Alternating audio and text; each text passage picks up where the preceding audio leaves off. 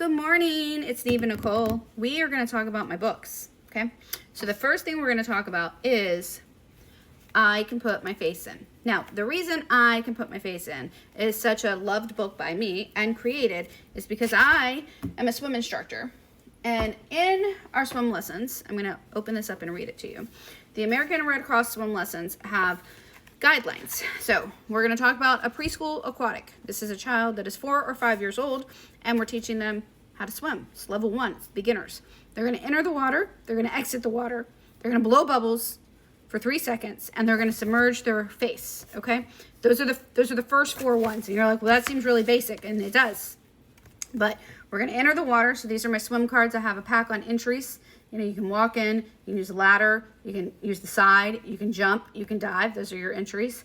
And then once you're in the water, the 2 core skills that we're working on are 1, we're going to blow bubbles, and 2, we're going to get our face wet. And you're like, well, that's cool. Why don't we just shove them under? Can we? Of course we can. Should we? No, no, no, no, no, no. So if you're familiar with the development of a 4 and 5-year-old, they want to do it on their own. If you force them to do it, they're like, yeah, not gonna happen. Kind of like when you're like, hey, go clean your room. You're like, I was gonna, but now that you told me to, I don't think I'm gonna.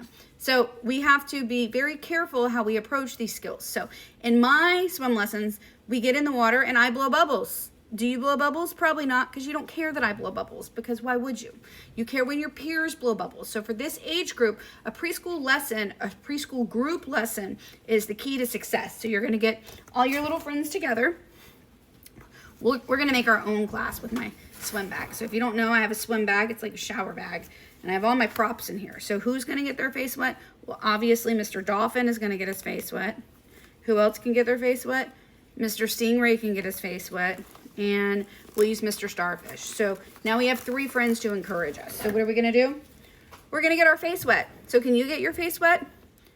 I don't care if you do or not, I'm gonna. And so is Mr. Starfish. So Mr. Starfish and I are gonna put our face in, and so is he. And we're gonna blow bubbles. Can you blow bubbles? So what if they can't blow bubbles? Well, you go backwards and you make it easier. And in my swim book, I explain that. I say, if you can't do this, here's a step backwards. If this is too easy, here's a step forward. So we're gonna blow bubbles, and we wanna get our face wet. Games I use to get these skills mastered are, we do the ice cream game, but we also do Ring Around the Rosie. And you're probably like, why in the world do you do Ring Around the Rosie? And I'm gonna show you. So if we are little and we're standing in the water, right? This is also the same is true for therapy, rehab, water aerobics. When you are waist deep or higher in the water, you are using all of these muscles along your back and your core to stay this way. And you're like, well, that seems weird. I mean, it does, but the body wants to float. It's buoyant. And if you're forcing the feet to go down to the ground and stand, you're now engaging these muscles to make that happen. So if we bring our child, our toddler, our preschool into the water or onto the stairs, just standing alone is work, okay?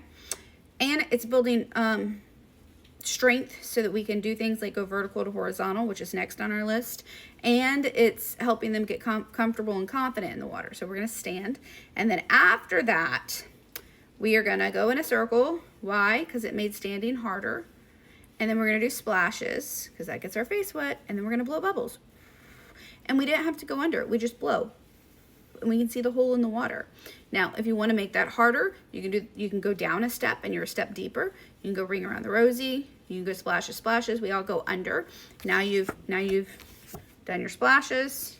Got your face wet, put your face under on your own, all by yourself. That was so great. I saw you do that. High five.